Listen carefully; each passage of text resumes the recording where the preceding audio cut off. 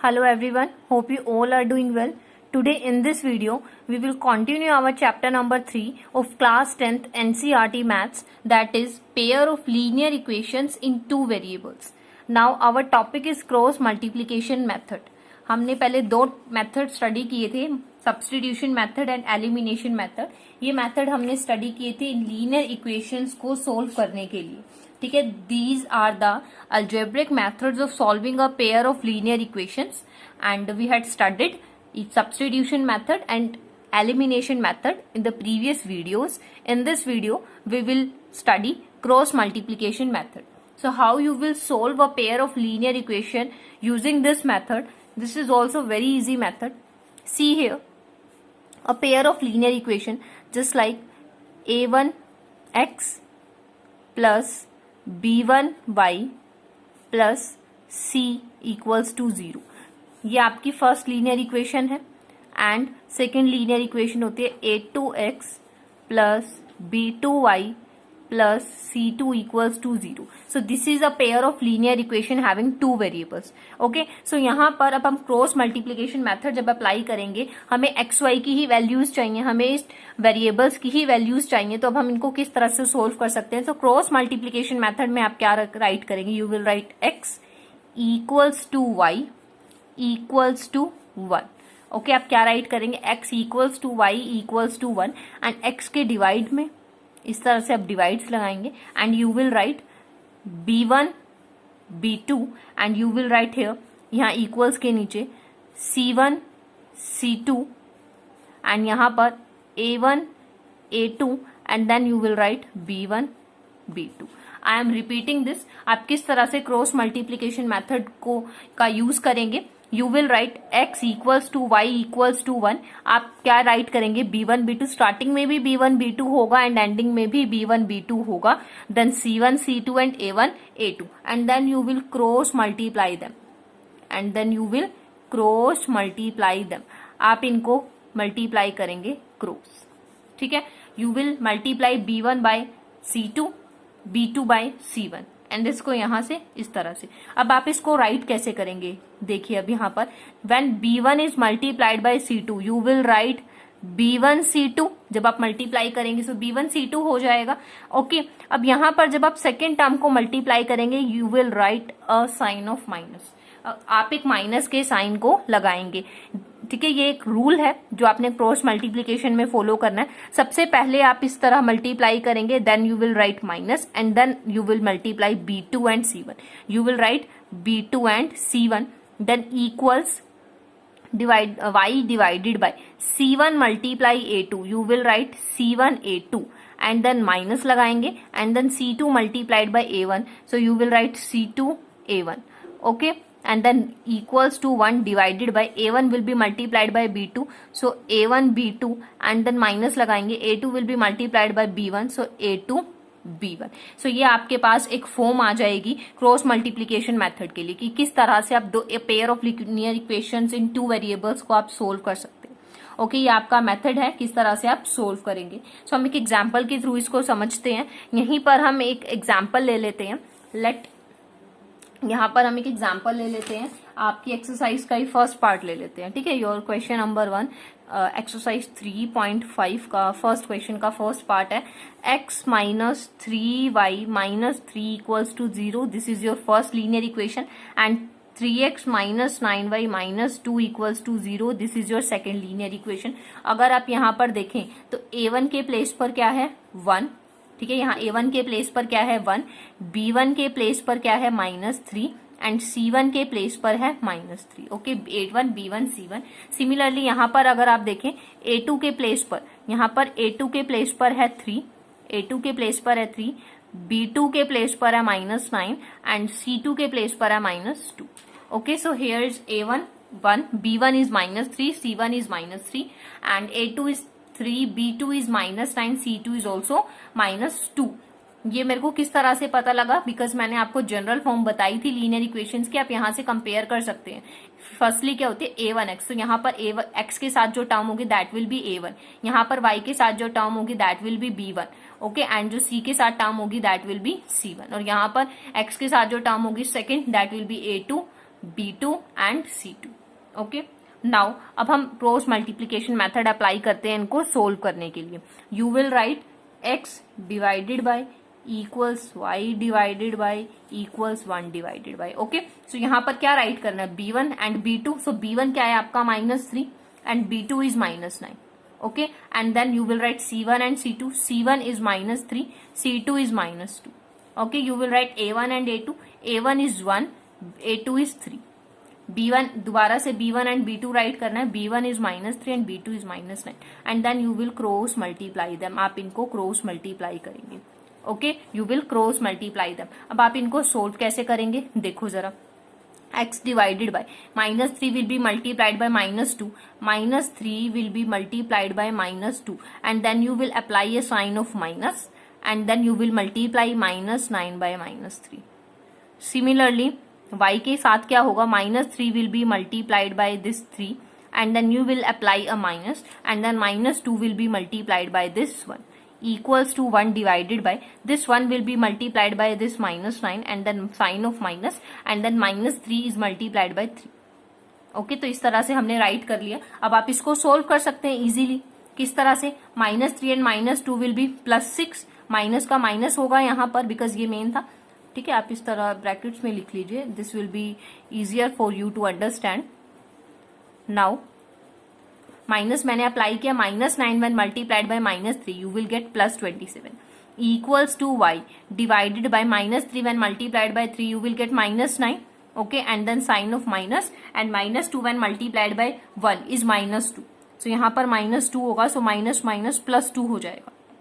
Okay, and then 1 divided by -9, minus होगा एक, and -3 multiplied by +3 you will get -9. So -9 and minus will be +9. So यहाँ पर क्या हो जाएगा आपके पास, देखिए यहाँ पर क्या हो जाएगा आपके पास x डिवाइडेड बाय, जब आप 6 को माइनस करते हैं 27 से, ठीक है, जब आप 6 को माइनस करते हैं 27 से, you will gate -21, and here you will get -7 and here you will get 1 divided by 0. जब आप इनको सोल्व करेंगे तो यहाँ पर आपके पास आंसर्स नहीं आएंगे. बिकॉज क्यों नहीं आएंगे, ये जो हमने लीनियर इक्वेशंस का पेयर लिया था इसका यूनिक सॉल्यूशन नहीं था. सो इसके तो आंसर्स आपके पास यहाँ पर एग्जैक्ट नहीं आएंगे. बट इन केस बिकॉज ये यूनिक सॉल्यूशन नहीं था, अब जो जिन इक्वेशंस का यूनिक सॉल्यूशन होगा, ठीक है, इनफाइनाइट मैनी सॉल्यूशंस होंगे, तो उनके क्या आ जाएंगे आपके पास, सॉल्यूशंस आ जाएंगे. अब इनको करते कैसे हैं सोल्व, आप इन दोनों इक्वेशंस को उठाइए. ठीक है, just like x divided by -21 equals to y by -7 equals to 1/0. यही आपके पास आया है, तो आप क्या करेंगे, इन दोनों को क्रॉस मल्टीप्लाई करेंगे. ओके, आप क्या करेंगे, दोनों को इक्वल रखेंगे सबसे पहले यहाँ पर और यहाँ पर, इन दोनों को इक्वल रखेंगे. जब आप मल्टीप्लाई करेंगे you will get -7x equal to -21y. So x की वैल्यू आपके पास हो जाएगी 3y, जो कि एग्जैक्ट वैल्यू नहीं आई है x और y की. सिमिलरली अगर आप यहाँ से लेना चाहेंगे तो y की वैल्यू आपके पास यहाँ पर क्या हो जाएगी, 0. तो यहाँ पर सॉरी 0 भी नहीं होगी बिकॉज y 0 से मल्टीप्लाई हो जाएगा, तो 0 इक्वल्स टू -7 होगा. 0 इक्वल्स टू -7 होगा, जो कि डिफाइन नहीं है. इसी वजह से ये pair of linear equation solve नहीं हो सकता था because this was not a unique solution. But आप और पेयर्स जब सोल्व करेंगे तो इसी तरह से आपके पास एक्स वाई की वैल्यूज आ जाएंगी. सो नाउ हम क्वेश्चंस करते हैं और आपको समझ आएगा इजीली. नेक्स्ट पार्ट लेते हैं हम एक्सरसाइज 3.5 का ही. एक्सरसाइज 3.5 का ही फर्स्ट क्वेश्चन है, उसका सेकेंड पार्ट अगर हम लेते हैं. So 2x plus y -5 equals to 0, एक इक्वेशन आपके पास है. And 3x plus 2y -8 equals to 0, ये इक्वेशन आपके पास है. ओके, क्वेश्चन में बोला गया था कि आपने चेक करना है कि ये जो लीनियर इक्वेशंस आपको दी गई हैं इनके यूनिक सॉल्यूशन है, नो सॉल्यूशन है, इनफाइनाइट मैनी सॉल्यूशंस हैं. अगर यूनिक सॉल्यूशन है only then you can use the cross multiplication method. So यहाँ पर सबसे पहले मैं A1 A2 राइट कर लेती हूँ. A1 is 2, B1 is 1 and C1 is -5 here, and A2 is 3, B2 is 2 and C2 is -8 here. Okay, अगर मुझे चेक करना है सॉल्यूशंस के लिए तो मुझे क्या करना पड़ेगा, A1 अपॉन A2 जो कि 2/3 है, इक्वल लिया मैंने B1 अपॉन B2 के जो कि 1/2 है. क्या A1 upon A2 B1 upon B2 के इक्वल है, नो. सो यहाँ पर क्या होगा आपके पास यूनिक सॉल्यूशन. ठीक है, अगर आपको याद हो तो हम यूनिक सॉल्यूशंस के लिए जो चेक करते थे, तो अगर a1 upon a2 is not equal to b1 upon b2 then this pair of linear equation is having unique solution. ठीक है, यहाँ पर आपका यूनिक सॉल्यूशन होगा। अब यहाँ पर उन्होंने वही बोला था क्वेश्चन में, अगर यूनिक सॉल्यूशन आ जाता है then you can apply cross multiplication method. तो अब हम यहाँ पर क्रॉस मल्टीप्लीकेशन मेथड अप्लाई करते हैं। See here x divided by b1 by b2, so 1 and 2 equals to c1 by c2 -5 and -8, यहाँ पर हो जाएगा y, and then a1 by a2 is 2 by 3 and b1 by b2 is 1 by 2, b1 b2 c1 c2 a1 a2 b1 b2। Okay, ये मैंने write कर लिया and then हम cross multiply यहाँ पर करेंगे। ठीक है, सो you will get x divided by, multiply करेंगे you will get -8 and then you will apply minus and then you will multiply 2 and -5 you will get -10। Similarly यहाँ पर मल्टीप्लाई कीजिए, you will get -15 and you will apply minus and -8 and multiplied by 2 is -16 equals to 1 divided by 2 is to 2 is 4 and -3। Okay, so x divided bye कितना हो जाएगा, -8 and +10 you will gate +2, -15 +16 you will gate +1 and here is 1। अब यहाँ पर solve करेंगे, एक बार इसको आप यहाँ पर इक्वल रखेंगे क्योंकि सभी आपस में इक्वल है। ठीक है, आप किन्हीं भी दो को आपस में इक्वल रख सकते हैं।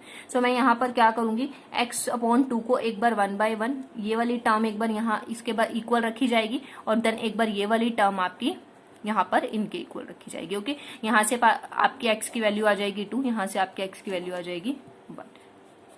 ठीक है, okay, I am repeating this. किस तरह से आपने करना है, आप a1 a2 b1 b2 सभी जनरल फॉर्म से कंपेयर करके राइट कीजिए and then this is the way you will solve these equation by using the cross multiplication method. Okay, this was very easy. और जितने भी हमने मेथड्स अभी देखे हैं, सब्स्टिट्यूशन, एलिमिनेशन, क्रॉस मल्टीप्लीकेशन सबसे इजी मेथड है। जस्ट आपने x, y एंड 1 राइट करना है, b1 b2 c1 c2 a1 a2 and then you will cross multiply them. ये तो आपको भी आता है क्रॉस मल्टीप्लाई करना एंड देन सॉल्यूशन आ जाएगा आपके पास। Now we will do continue it. Question number first का ही थर्ड पार्ट अगर हम देखें, सो थर्ड पार्ट देखते हैं जहां पर आपको गिवन है 3x - 5y - 20 equals to 0 and 6x - 10y - 40 equals to 0। So यहाँ पर आपके a1 की वैल्यू है 3, b1 की वैल्यू है -5 एंड c1 की वैल्यू आपके पास है -20। ओके, एंड a2 की वैल्यू है आपके पास 6, b2 की वैल्यू आपके पास है -10 एंड c2 की वैल्यू आपके पास है -40।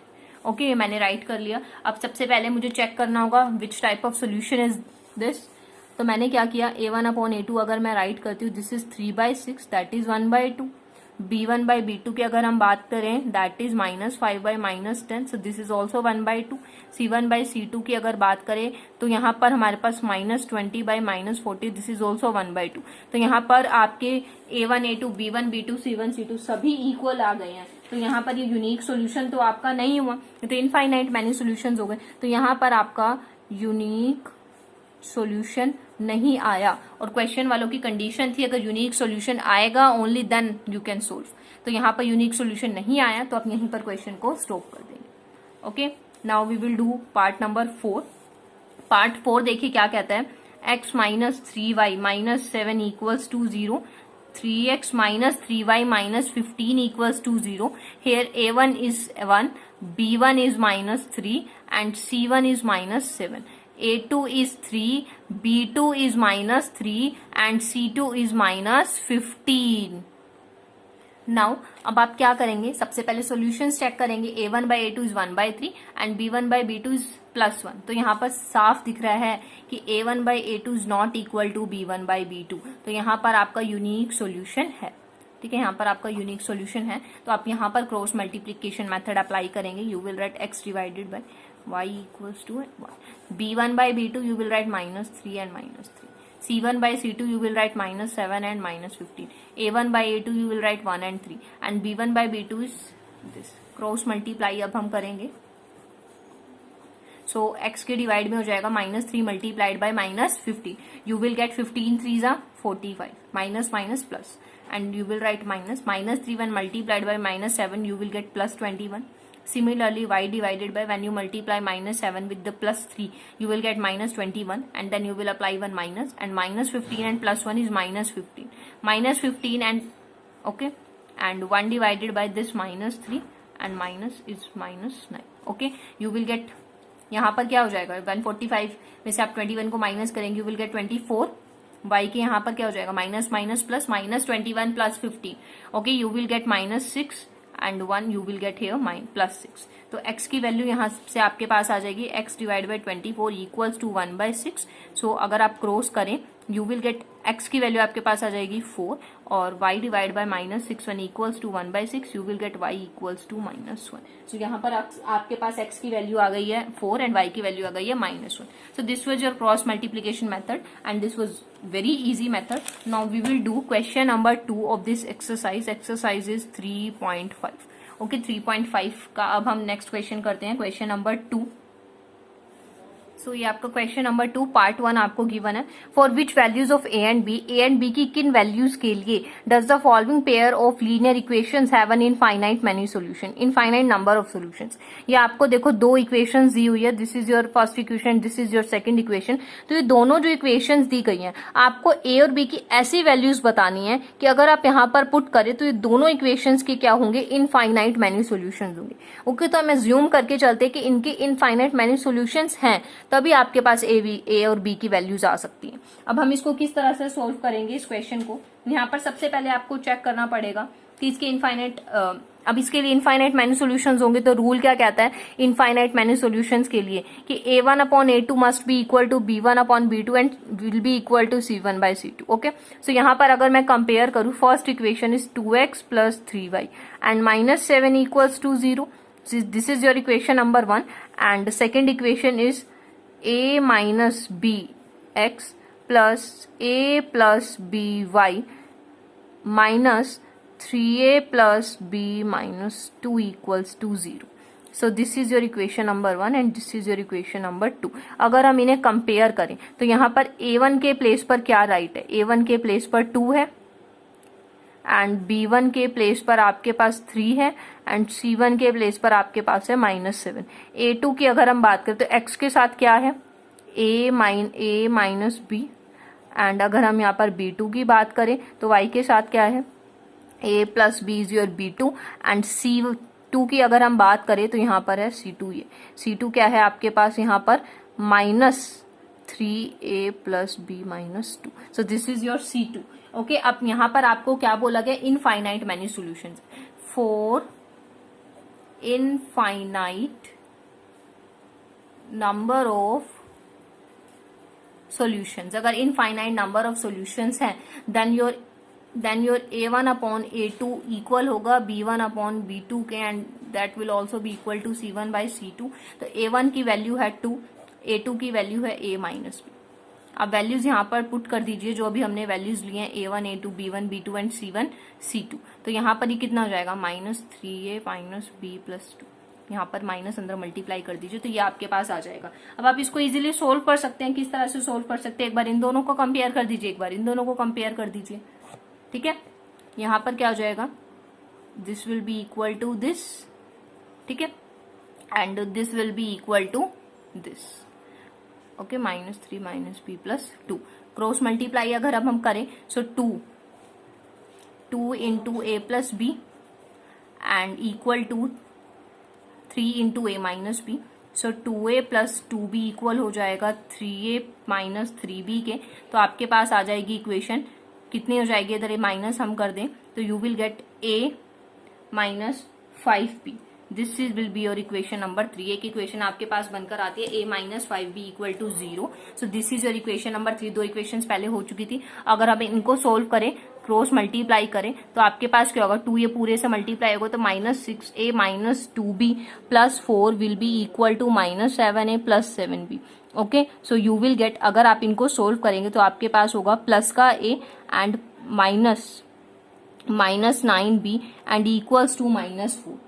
ठीक है, आपके पास क्या हो जाएगा यहाँ पर सोल्व करने के बाद, 7b यहाँ पर माइनस हो जाएगा, तो माइनस माइनस ओके, तो ये आपके पास होगी इक्वेशन नंबर 4। तो हमारे पास दो इक्वेशंस आ गई हैं जिनको सोल्व करके हम a और b की वैल्यूज को कैलकुलेट कर सकते हैं। So a minus 5b equal to 0 and a minus 9b equal to -4। ये आपके पास दो इक्वेशंस यहाँ पर। सो ये इक्वेशंस है जो हमारे पास आई हैं। अब ये दोनों इक्वेशंस को आप किसी भी मेथड से सोल्व कर सकते हैं। तीन मेथड आपको बताए गए हैं, substitution method, elimination method and cross multiplication method. It's your choice, आप किस मेथड से सोल्व करना चाहते हैं। मैं इसको एलिमिनेशन मेथड से सोल्व कर रही हूँ इन दोनों इक्वेशंस को। I am changing this signs, मैं साइंस को चेंज कर रही हूँ। सो प्लस माइनस ये रिमूव हो जाएगा and you will get -5b plus 9b, you will get +4b and +4 you will get b equals to 1। अगर b 1 है तो देयरफॉर a की वैल्यू क्या होगी, यहाँ पर आप b 1 डाल दीजिए, you will get a equals to 5। So b की वैल्यू आपके पास 1 हो जाएगी और a की वैल्यू हो जाएगी 5। यही आपको सोल्व करना था। Okay, hope it is clear to you. This was very important question. So this is the second part of question number 2। आपको यहाँ पर ये दोनों इक्वेशंस दी गई हैं और बोला गया है ए के की क्या वैल्यू रखी जाएगी अगर इन दोनों इक्वेशन का सोल्यूशन हो नो सोल्यूशन हो। जिस तरह से फर्स्ट क्वेश्चन हमने सोल्व किया, फर्स्ट पार्ट इसका सोल्व किया इनफाइनाइट मैनी सोल्यूशंस का, सेम इसी तरह से नो सोल्यूशन का क्वेश्चन है। देखिए यहाँ पर a1 a2 आप राइट कर लीजिए। सबसे पहले a1 a2 क्या होंगे आपके पास, a1 है 3 एंड a2 इज 2k - 1, ठीक है। b2 है आपके पास 1 and sorry b1 and b2 is k -1, okay। c1 is -1 and c2 is -2k and -1, okay। Now अगर नो सोल्यूशन है, अगर नो सोल्यूशन का केस उन्होंने बोला है कि दोनों इक्वेशंस को सोल्व करके नो सोल्यूशन होगा, so your a1 upon a2 b1 upon b2 के तो इक्वल होगा बट नॉट इक्वल होगा c1 अपॉन c2 के।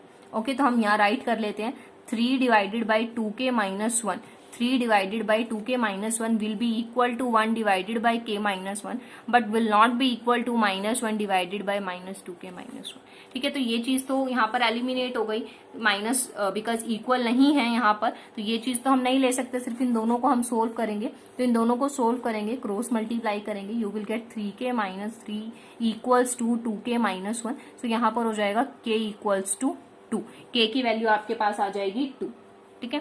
Hope it is clear to you. ये दोनों क्वेश्चन ही बहुत इंपॉर्टेंट थे एंड इजी भी थे। अब हम अगर बात करें क्वेश्चन नंबर 3 की, तो क्वेश्चन नंबर 3 में एक आपको पेयर दिया हुआ है लीनियर इक्वेशंस का। ओके, आपको ये पेयर दिया हुआ है लीनियर इक्वेशंस का, आपको बोला गया है you have to solve it by substitution and cross multiplication method. अब आप इसको इजीली सोल्व कर सकते हैं, आपको सब्स्टिट्यूशन मेथड भी आता है, आपको क्रॉस मल्टीप्लिकेशन मेथड भी आता है। You can do this question yourself. Now we will do question number 4 having problem sums, 5 part हैं इसके। अब हम ये इनको सोल्व करेंगे। ये पेयर ऑफ लीनियर इक्वेशन पहले आपको बनानी होंगी इन प्रॉब्लम से, फिर उनको आपको किसी भी एनी लिखा है ना, एनी अलजेब्रिक मेथड, आप किसी भी मेथड से इसको सोल्व कर सकते हैं in pair of linear equations को। इट्स योर चॉइस नाउ कि आप सब्स्टिट्यूशन मेथड लगाना चाहते हैं, एलिमिनेशन लगाना चाहते हैं, क्रॉस मल्टीप्लिकेशन लगाना चाहते हैं। सो नाउ आपको देखो क्वेश्चन नंबर 4 का फर्स्ट पार्ट गिवन है, a part of monthly hostel charges is fixed. कहते हैं मंथली हॉस्टल चार्जेस है उसका एक पार्ट फिक्स्ड है and the remaining depends on the number of days one has taken food in the mess. देखो एक hostel है जिसके चार्जेस आपको पे करने होते हैं, तो उनमें से एक पार्ट चार्जेस का ऐसा है जो कि फिक्स्ड है, जो आपको देना ही होगा, और पर डे जितना आप फूड लोगे मेस से, the number of days, the per day आप जो फूड लोगे उसका अलग से चार्ज होगा। अब एक पर्सन है, एक स्टूडेंट है ए, जिसने 20 डेज फूड लिया है मेस से, उसने 1000 रुपीज पे किए, ठीक है। एंड एक स्टूडेंट है बी जिसने 26 डेज तक फूड लिया मेस से, उसको 1180 रुपीज पे करने पड़े। अब आपको बताना है कि कितने फिक्स्ड चार्ज स्टूडेंट्स ने पे किए और पर डे उन्होंने कितना पे किया।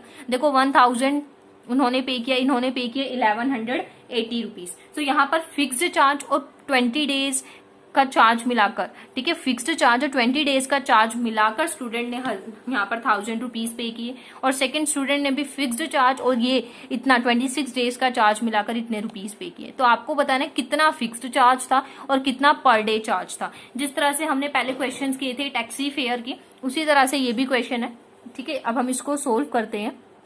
यहाँ पर सेम चीज जिस तरह से हमने वो क्वेश्चन सोल्व किए थे, लेट फिक्स्ड चार्ज, हम मान लेते हैं फिक्स्ड चार्ज हमारे पास क्या होगा, लेट इट बी ₹X, और चार्ज पर डे, ठीक है, चार्ज पर डे क्या चार्ज हम ले लेते हैं यहाँ पर ₹Y now according to question अगर हम स्टूडेंट ए की बात करें, एक्स रुपीज उसे देने ही होंगे because this is fixed, plus 20 days उसने खाना लिया, 1 डे के वाई रुपीज अगर हम उससे मांग रहे हैं तो 20 डेज के उसने 20 वाई रुपीज पे किया। अब कुल मिला के उस बच्चे ने दिया 1000 रुपीज। सो ये था हमारा स्टूडेंट ए का केस। स्टूडेंट बी की बात करें, उसने भी फिक्स्ड चार्ज दिया, प्लस उसने 26 डेज फूड लिया, एक डे के उससे वाई रुपीज मांगे गए हैं तो 26 डेज के उसने 26 वाई रुपीज दिए। तो fixed charge plus charge per day की हम बात करें तो यहाँ पर स्टूडेंट ने 1180 रुपीज पे किए। सो this is your equation number 2।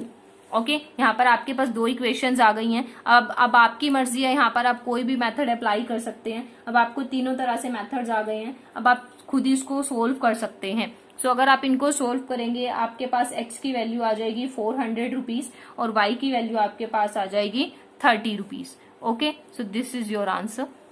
Because आप इक्वेशंस को आप खुद सोल्व कर सकते हैं, तो दिस इज योर वर्क। सो अब पार्ट 2 की बात करते हैं। पार्ट 2 में आपको बोला है एक फ्रैक्शन है आपके पास which becomes 1/3 when 1 is subtracted from the numerator. अगर आप न्यूमरेटर से 1 माइनस कर देते हैं तो इक्वेशन आपकी जो फ्रैक्शन है वो 1/3 हो जाती है, and it become 1/4 and when 8 is added to the denominator. अगर आप डिनोमिनेटर में 8 ऐड कर देते हैं तो 1/4 हो जाती है। तो आपको बताना है फ्रैक्शन क्या है। ठीक है, फ्रैक्शन क्या होगी। हम मान लेते हैं, यहाँ पर हम मान लेते हैं जो हमारे पास न्यूमरेटर है वो है x, ठीक है, और हमारे पास डिनोमिनेटर है y। ठीक है, तो आपके पास जो फ्रैक्शन है वो क्या हो जाएगी, numerator by denominator x by y। अगर हम सिचुएशंस की बात करें, नाउ अकॉर्डिंग टू क्वेश्चन अगर हम बात करें, when 1 is subtracted from the numerator, अगर आप 1 न्यूमरेटर से माइनस कर देते हैं देन आपकी इक्वेशन क्या हो जाती है 1/3। This is your first. ठीक है, अगर आप न्यूमरेटर से 1 माइनस कर देते, डिनोमिनेटर आपने नहीं छेड़ा, सिर्फ न्यूमरेटर से 1 माइनस करा, तो आपके पास आ गई इक्वेशन 1/3। और अगर आप क्या करते हैं, न्यूमरेटर में कुछ चेंजेस ना करो, डिनोमिनेटर में 8 को अगर आप ऐड करते हो, you will gate 1/4। So this is your equation number 2। अगर आप इसको सोल्व करेंगे तो यहाँ से आपके पास इक्वेशन बन जाएगी 3x minus y equals to 3। तो ये एक आपके पास इक्वेशन यहाँ से बनकर आ जाएगी। ठीक है, अगर आप क्रॉस मल्टीप्लाई करते हैं, सेकंड को अगर आप सोल्व करते हैं, you will get 4x minus y equals to 8।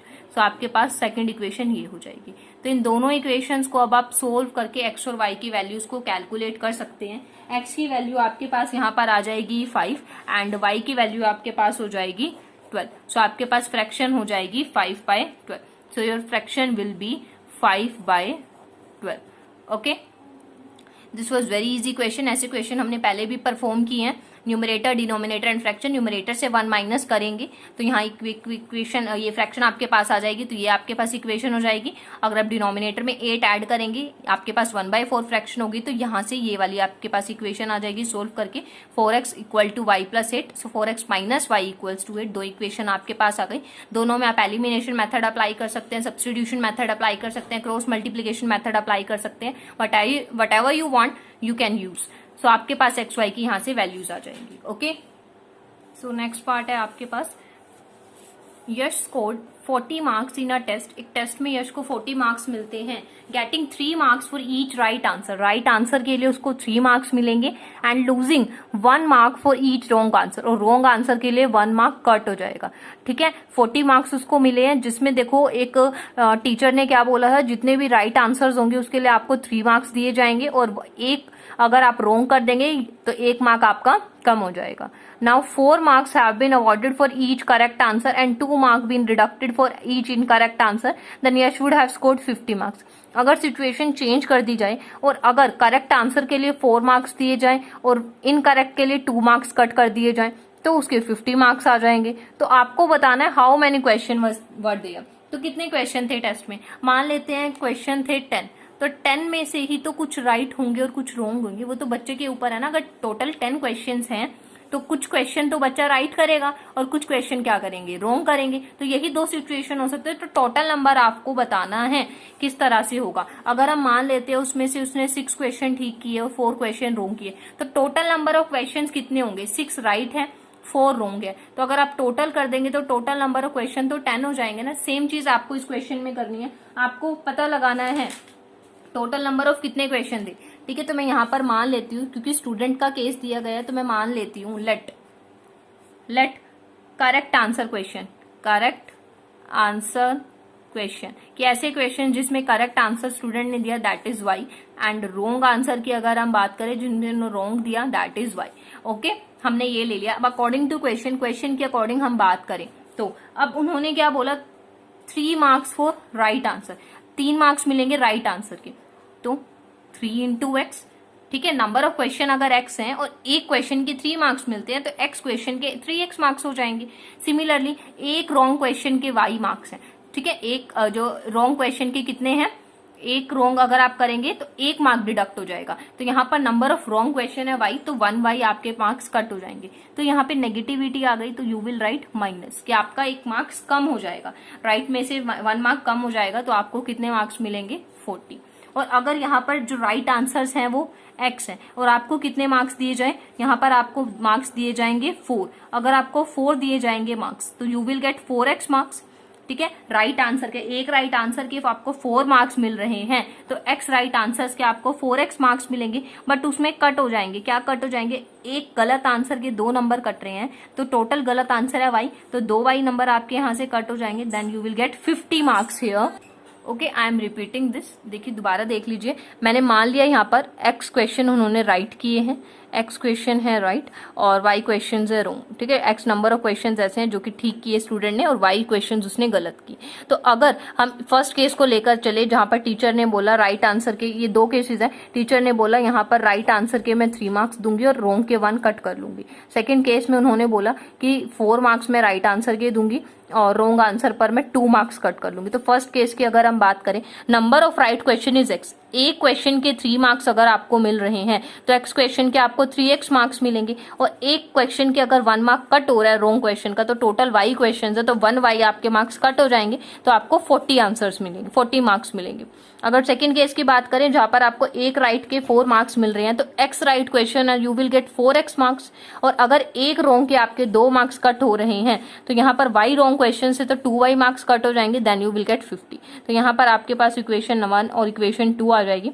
अब आप इसको सोल्व कर सकते हैं किसी भी मेथड से जिससे आप सोल्व करना चाहते हैं। तो आपके पास x की वैल्यू यहाँ से आ जाएगी सोल्व करने के बाद 15 और y की वैल्यू आ जाएगी 5। तो टोटल नंबर ऑफ क्वेश्चन आपके पास कितने हो जाएंगे, 20। राइट प्लस रॉन्ग, जैसे मैंने अभी आपको बताया टोटल 10 है, कुछ राइट होंगे कुछ रॉन्ग होंगे, तो राइट प्लस रॉन्ग ही तो टोटल नंबर ऑफ क्वेश्चन होंगे। सेम केस यहाँ पर हम देखें तो राइट प्लस रॉन्ग ही आपके पास क्वेश्चन होंगे, टोटल नंबर ऑफ क्वेश्चन आपके पास आ जाएंगे 20। ये क्वेश्चन बहुत इंपॉर्टेंट था। ओके, नाउ पार्ट 4 की हम बात करते हैं। Places A and B are 100 kilometres apart on a highway. एक हाईवे है जहां पर 2 प्लेसेस है, एक प्लेस है A, एक प्लेस है B, दोनों का डिस्टेंस है 100 kilometres. One car starts from A, एक कार A से स्टार्ट होती है, एंड अनदर फ्रॉम B, और एक कार स्टार्ट होती है B से at the same time. Okay, if the cars travel in the same direction, अगर वो सेम डायरेक्शन में आती हैं at different speeds, they meet in 5 hours. अगर वो सेम डायरेक्शन में आ रही हैं बट डिफरेंट स्पीड से आ रही हैं तो वो 5 आवर्स में मीट करेंगी। And if they travel towards each other, और अगर वो एक दूसरे की तरफ ट्रेवल कर रही हैं, दे मीट इन 1 आवर, तो वो 1 आवर में ही मीट कर लेंगी। तो आपको बताना है स्पीड्स क्या थी। देखो क्या बोला गया क्वेश्चन में, ये है एक प्लेस A, ये है एक प्लेस B। सो यहाँ से यहाँ का डिस्टेंस है आपके पास 100 किलोमीटर। ओके, आपके पास है 2 कार्स, ठीक है, this is your car and this is your car, ये 2 स्टार कार मैंने बना दिए। इन्होंने क्या बोला कि अगर वो कार सेम डायरेक्शन में जा रही हैं, अगर वो दोनों ही सेम डायरेक्शन में जा रही है, अगर वो B इस तरफ जा रहा है, B ये जो कार है वो इस तरफ जा रही है, तो ये कार भी इसी तरफ जा रही है, ठीक है। तो दोनों कार सेम डायरेक्शन में जा रही हैं, ये कार भी इस तरफ जा रही है और ये वाली कार भी इस तरफ जा रही है। तो A B, यहाँ से ये कार ट्रैवल करना स्टार्ट करती है, यहाँ से ये कार ट्रैवल करना स्टार्ट करती है, दोनों अलग अलग स्पीड से जा रही हैं, और एक कॉमन पॉइंट है C जहां पर ये मीट करती हैं। अब इन दोनों को कितना टाइम पीरियड लगा यहाँ से यहाँ तक जाने के लिए, इन्हें टाइम लगे 5 आवर्स, इनको 5 आवर्स लगे मीट करने में। When they travel in the same direction, अगर वो साउथ की तरफ जा रही है तो दूसरी भी साउथ की तरफ ही जा रही है, सेम डायरेक्शन में जाने पर उन्हें 5 आवर्स लगते हैं मीट करने में।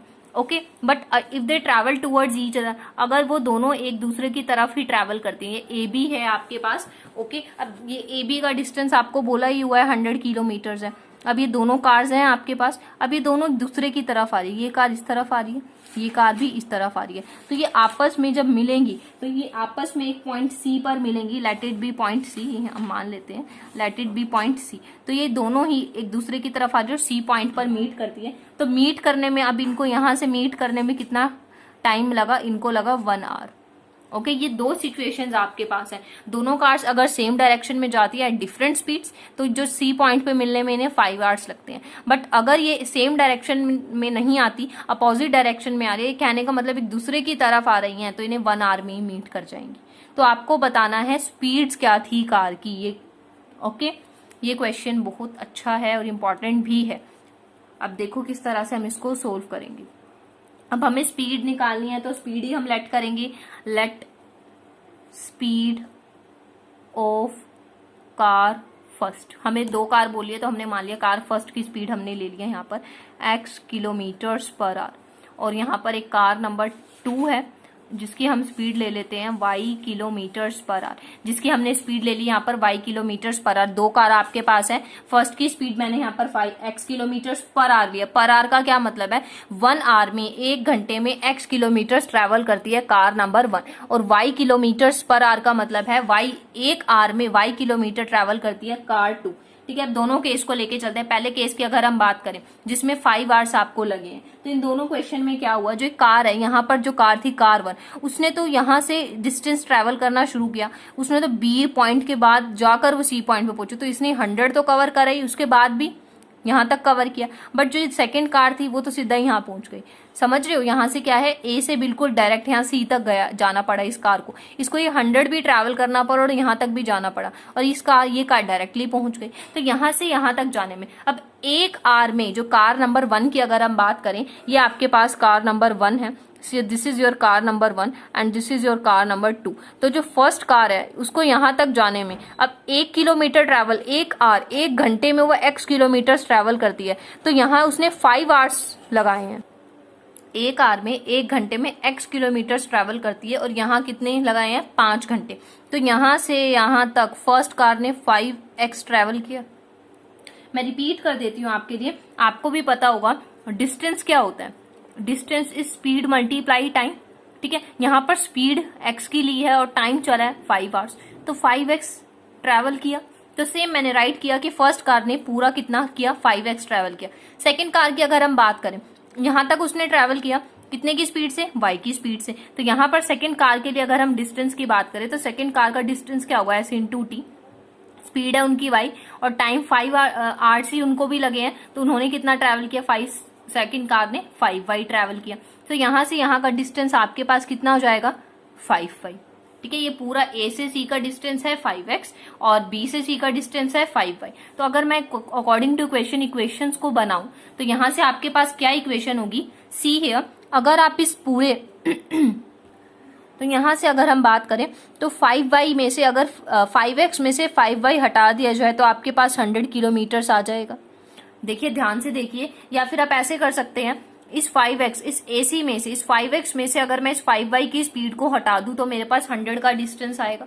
तो सेम चीज मैं राइट करूंगी, अगर मैं 5x में से फर्स्ट कार की डिस्टेंस में से सेकंड कार के डिस्टेंस को हटा दूं, तो 100 का डिफरेंस है। आप इस डायग्राम से समझ सकते हैं, यहाँ से यहाँ तक 5x है, यहाँ से यहाँ तक 5y है, तो ये कितना बचा आपके पास, 100। ठीक है, सो 5x माइनस 5y, इस पूरे 5x में से 5y को हटा दीजिए, then you will get 100। So this is your equation number 1, जो कि मैंने फर्स्ट सिचुएशन से बनाई। अब सेकेंड सिचुएशन की अगर हम बात करें, this is your car number 1 and this is your car number 2। तो यहाँ पे स्पीड क्या, डिस्टेंस क्या होगा, ए फर्स्ट कार ने कितना ट्रैवल किया, 1 आवर में x किलोमीटर्स, और 1 आवर ही लगाए, तो कितना हो जाएगा x, और इन्होंने कितना किया y, और दोनों एक ही तरफ आ रही हैं, तो दोनों ने कुल मिलाकर ही डिस्टेंस कितना ट्रैवल किया, 100 का। तो यहाँ पर इन दोनों ने कुल मिलाकर ही डिस्टेंस कितना ट्रैवल किया, 100 का। फर्स्ट केस में मैंने क्या किया, 5x में से 5y को हटाया, तब जाके 100 किलोमीटर आया। सेकंड केस में तो दोनों का डिस्टेंस जब मैंने ऐड किया, तब जाकर 100 किलोमीटर आया। तो आपके पास ये 2 इक्वेशंस आपके पास आ गई हैं। अब आप इन दोनों इक्वेशंस को सोल्व करके x और y निकाल सकते हैं, जो कि फर्स्ट कार और सेकंड कार की स्पीड है। ठीक है, ये क्वेश्चन बहुत इंपॉर्टेंट था, यहाँ पर आप दोबारा मैं रिपीट कर देती हूँ, फर्स्ट केस था और सेकंड केस था। फर्स्ट केस में सेम डायरेक्शन में जाने के लिए बोला था, तो मैंने क्या किया था, सेम डायरेक्शन में जाना था तो एक थर्ड पॉइंट सी लिया जहां पर ये मीट करेंगे, जिसमें इन्हें 5 आवर्स लगे। जो फर्स्ट कार x किलोमीटर की स्पीड से जाती है, तो मैंने क्या किया, डिस्टेंस कैलकुलेट कर लिया कि जहां पर वो मीट करेंगे तो फर्स्ट कार ने कितना डिस्टेंस ट्रैवल किया, स्पीड मल्टीप्लाई टाइम, तो 5x का डिस्टेंस ट्रैवल किया, और कार सेकंड ने कितना डिस्टेंस ट्रैवल किया, 5y। सो 5x में से, इस पूरे AC में से अगर मैं इस BC 5y को हटा दूं, then I will get AB, that is 100। And second case में क्या करेंगे, दोनों के डिस्टेंस को ही प्लस करने पर 100 आ जाएगा, AC plus BC will be AB। सो 100 यहाँ पर आपके पास दोनों इक्वेशंस आ जाएगी। अब आप इनको सोल्व कर सकते हैं। सोल्व करने पर आपके पास x की वैल्यू आ जाएगी 60 और y की वैल्यू आपके पास आ जाएगी 40। ठीक है, तो ये कार नंबर A की फर्स्ट की स्पीड हो जाएगी और ये कार सेकंड की स्पीड हो जाएगी। Okay, hope it is clear to you. So अब हमारे पास पार्ट 5 है जो कि लास्ट पार्ट है। देखिए, द एरिया ऑफ रेक्टेंगल, एक रेक्टेंगल का एरिया 9 स्क्वायर यूनिट से कम हो जाता है अगर उसकी लेंथ को 5 यूनिट्स रिड्यूस कर दिया जाए और ब्रेथ को 3 यूनिट्स इंक्रीज कर दिया जाए। ओके, और सेकंड सिचुएशन बोली है कि अगर लेंथ 3 यूनिट्स इंक्रीज हो जाए, ब्रेथ 2 यूनिट कम हो जाए, एरिया 67 इंक्रीज हो जाएगा। तो डायमेंशंस बतानी है। देखो, 2 केसेस हैं, हम लेकर चलते हैं। हम मान लेते हैं length is x and breadth is y। ठीक है, तो एरिया कितना हो जाएगा, लेंथ मल्टीप्लाई ब्रेथ, तो एरिया हो जाएगा XY। तो यहाँ पर ये चीजें एक बार आप ध्यान कीजिए। अब दोनों सिचुएशंस को हम लेकर चलते हैं।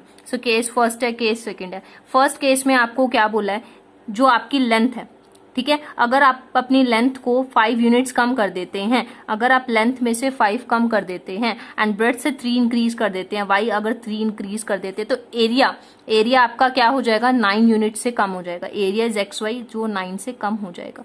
Area is equal to length multiply breadth. Length में अगर 5 यूनिट्स कम कर दिया जाए तो ब्रेथ में 3 इंक्रीज कर दिया जाए, तो आपका एरिया 9 यूनिट से कम हो जाएगा। अब आप यहां से इसको सोल्व करेंगे तो आपके पास इक्वेशन फॉर्म होगी 3x minus 5y equals to 6। Okay, ये आपके पास इक्वेशन आएगी। और सेकंड केस में आपको बोला है कि अगर आप अपनी लेंथ को 3 से इंक्रीज कर दें और ब्रेथ को भी 2 से इंक्रीज कर दें, तो आपका एरिया 67 से इंक्रीज हो जाएगा। ठीक है, अगर आप अपनी लेंथ को भी 3 से इंक्रीज कर दें, ब्रेथ को 2 से इंक्रीज कर दें, एरिया 67 से इंक्रीज हो जाएगा।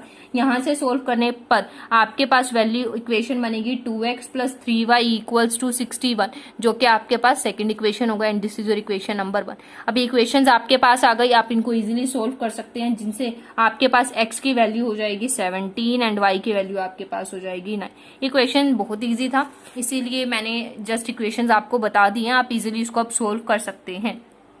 तो यहाँ पर आपकी एक्सरसाइज 3.5 कवर होती है। If you have any doubt related to this exercise और this chapter, you can ask in the comment section. And if you like my video, please like, share and subscribe my YouTube channel.